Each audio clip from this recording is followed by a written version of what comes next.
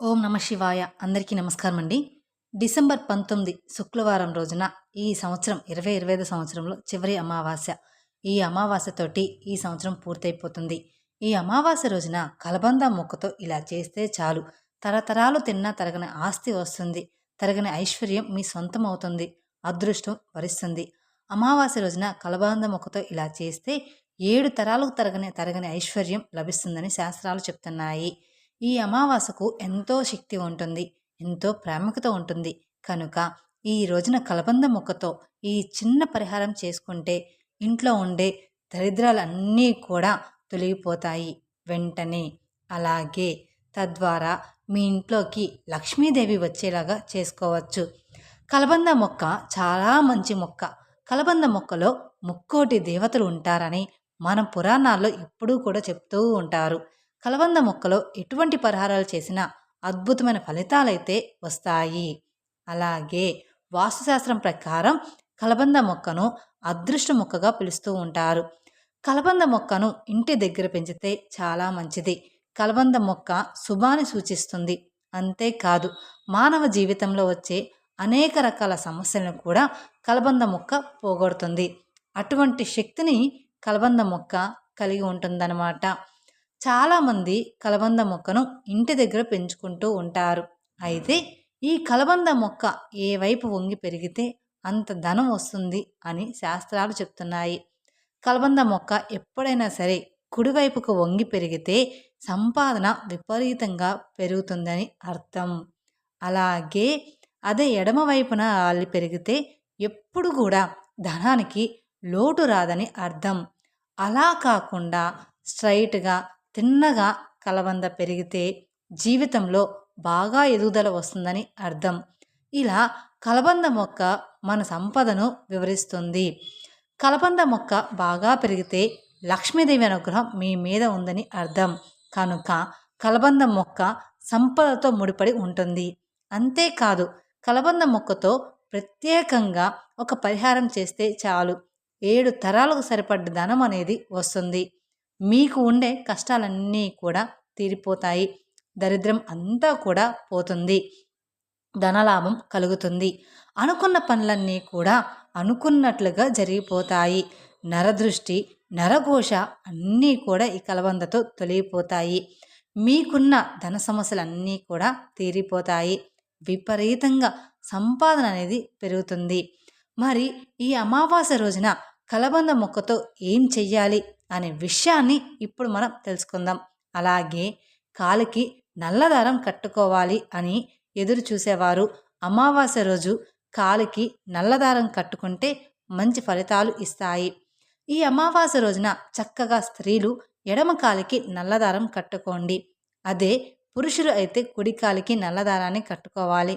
అంతేకాదు, ఇది వరకు కాలుకు కట్టిన నల్లదారాన్ని మార్చాలి అనుకునేవారు కూడా ఈ అమావాస్య రోజున మార్చుకోవచ్చు. అంటే కాలికి నల్లదారం కట్టిన 2 నెలల తర్వాత దాని ఎనర్జీ అనేది పోతుంది. అంటే దిష్టి తగలకుండా ఆపే శక్తి అనేది పోతుంది. అప్పుడు ఆ నల్లదారాన్ని తీసేసి ఏదైనా చెట్టు మీద పడేసి ఇంకొక కొత్త నల్లదారాన్ని కట్టుకోవాలి. ఇలా కాలికి నల్లదారం కట్టుకునే ముందు మీ ఇష్టదైవాన్ని మనసులో ఖచ్చితంగా తలుచుకొని ఆ తర్వాత నల్లదారాన్ని కాలికి కట్టుకోండి.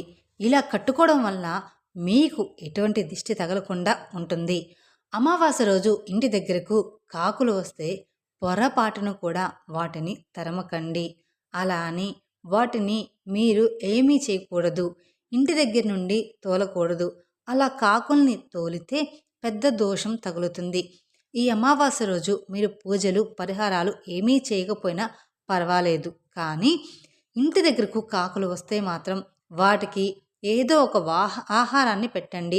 అంటే అన్నము, గింజలు, అవి ఏమైతే తింటాయో అవి నీరు, అలా ఏదో ఒకటి కాకులకి పెట్టండి. ఇలా మీకు ఏది అందుబాటులో ఉంటే అది కాకులకి ఆహారంగా పెట్టండి. ఎందుకంటే ఈ అమావాస్య రోజు మీ ఇంటి పెద్దలు అంటే పితృదేవతలు కాకుల రూపంలో మీ ఇంటికి వస్తారు. అలా వచ్చిన వారికి ఏదో ఒకటి ఆహారంగా పెడితే వారు ఎంతో సంతోషపడి సంతృప్తి పడతారన్నమాట. మన ఇంటికి వచ్చేది మన పెద్దలు మాత్రమే.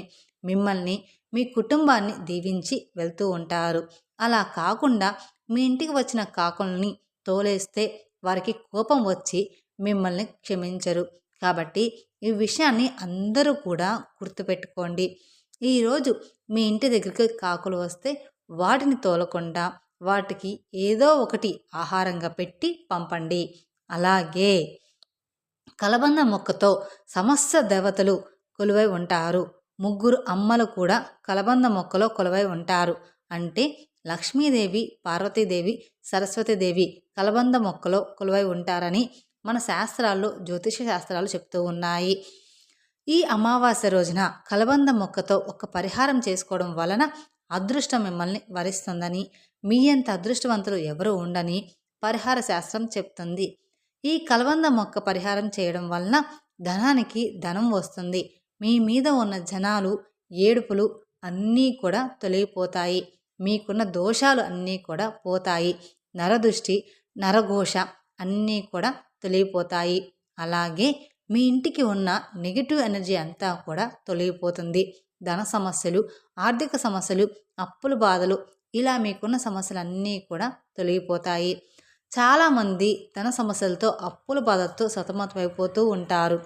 ఈ సమస్యల నుండి ఎలా బయటపడాలో తెలియక కొట్టుమిట్లాడుతూ ఉంటారు.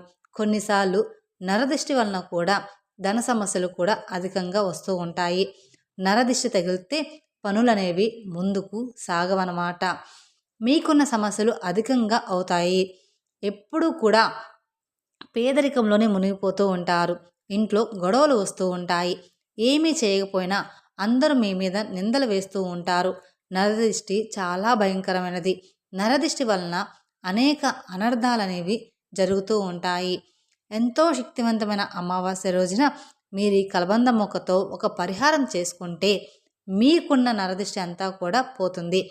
ధన సమస్యలు, అప్పుల బాధలు, మీకున్న కష్టాలు, గొడవలు అన్నీ కూడా తీరిపోతాయి.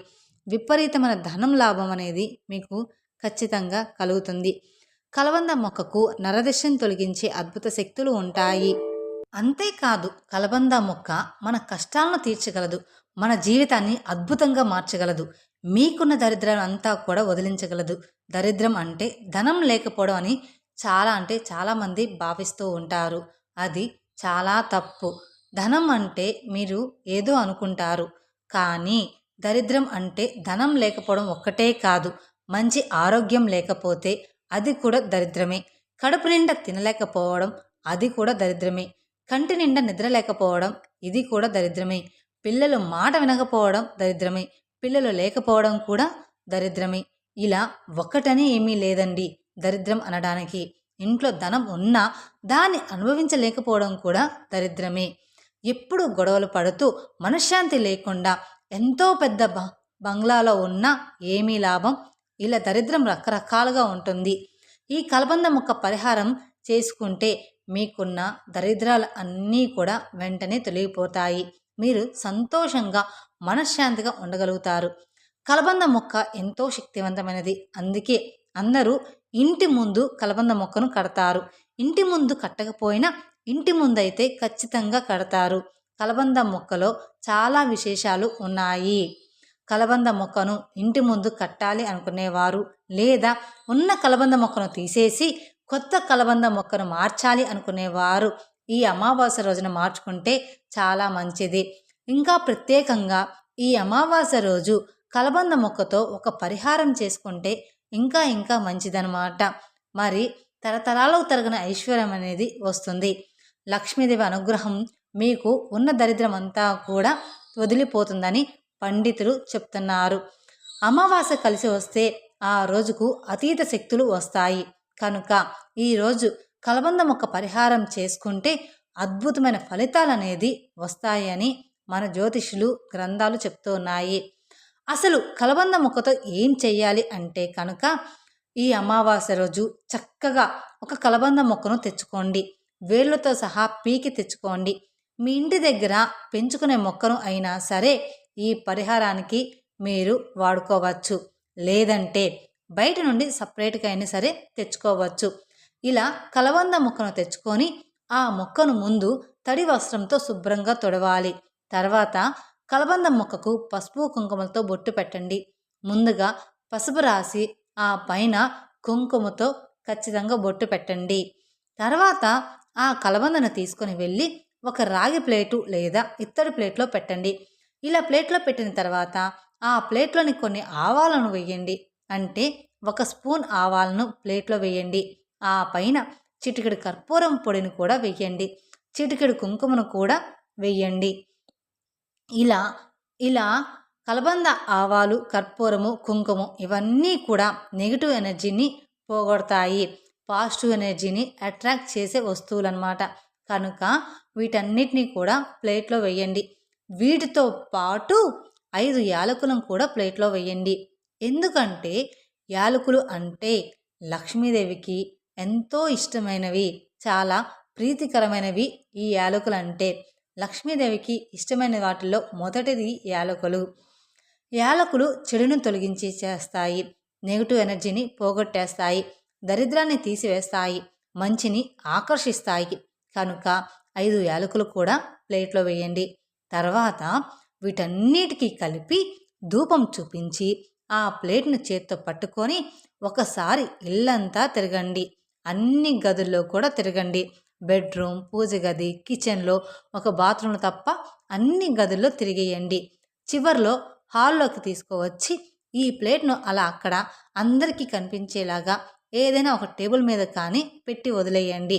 మీ ఇంట్లో చిన్నపిల్లలు ఉంటే ఆ పిల్లలకు అందకుండా కొంచెం హైట్లో పెట్టండి అన్నమాట. అంటే ఎత్తుగా అలా పెట్టి వదిలేయండి. అలా పెట్టడం వలన మీ ఇంట్లోని సమస్యలన్నీ కూడా తొలగిపోతాయి. నెగటివ్ ఎనర్జీ అంతా కూడా తొలగిపోతుంది. మీ ఇంటికి ఉన్న నరదిష్టి, నరఘోష అన్నీ కూడా లాగేసుకుంటాయి ఈ వస్తువులు. ఈ ప్లేట్ను అలాగే 3 వారాల పాటు ఉంచవచ్చు.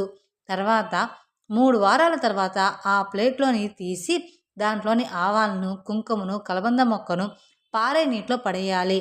అమావాస్య కలిసి వచ్చిన రోజున కలబంద మొక్కతో ఈ తేలికపాటి పరిహారం చేసుకుంటే చాలా అద్భుతాలు జరుగుతాయి. మీకున్న దరిద్రం అంతా కూడా వెంటనే తొలగిపోతుంది. ధన సమస్యలన్నీ కూడా పోతాయి. ధనలాభం కలుగుతుంది. తరతరాలు తరగని ఐశ్వర్యం లభిస్తుంది. మీరు మీ ఇంట్లోని వారందరూ కూడా సంతోషంగా ఉండగలుగుతారు. లక్ష్మీదేవి అనుగ్రహం కలుగుతుంది. మీకు అన్నీ కూడా శుభాలే జరుగుతాయి. ఔషధ మొక్కగా కలబంద ప్రసిద్ధి చెందింది. ఎక్కువగా చర్మ సంరక్షణ ఉత్పత్తిలో ఇతర ఉత్పత్తితో కలబందను విడివిడిగా వాడుతూ ఉంటారు.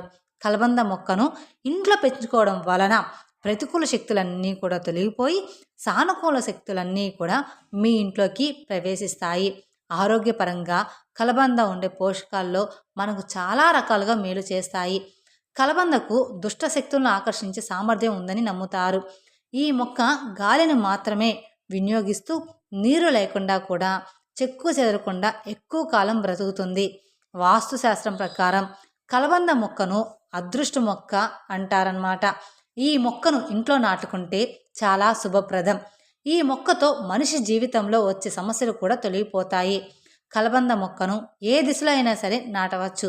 మీరు కూడా ఈ అమావాస్య రోజున కలబంద మొక్కతో ఈ పరిహారం చేసి మంచి శుభ ఫలితాలను అనేది పొందండి. మీ ఇంట్లో ఉన్న నరదిష్టి, నరఘోష అన్నీ కూడా పోతాయి.